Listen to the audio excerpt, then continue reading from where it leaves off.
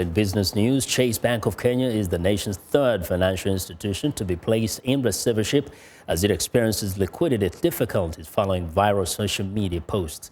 Africa 54 business correspondent Jill Malandrino has more on this story from New York. In 2016, global banking has been focused on Europe as bank stocks hit multi-year lows.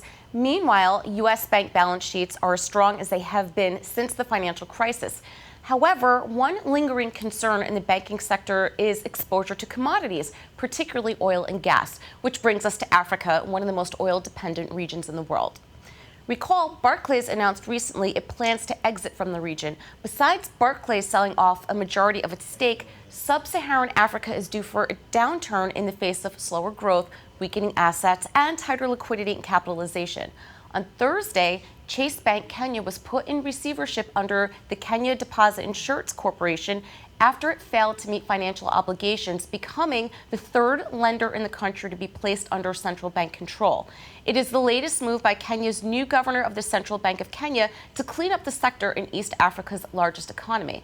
But here's what makes the story interesting. It has nothing to do with the commodity story. Chase Bank Kenya experienced liquidity difficulties following inaccurate social media reports, according to the CBK press release. Social media, of all things.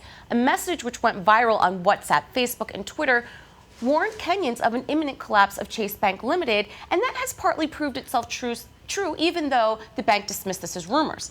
In addition, two directors stepped down following a restatement of financial results, which showed loans to bank directors were previously understated. This led to a loss of about 686 million shillings, which is a sharp drop, but nothing out of the ordinary.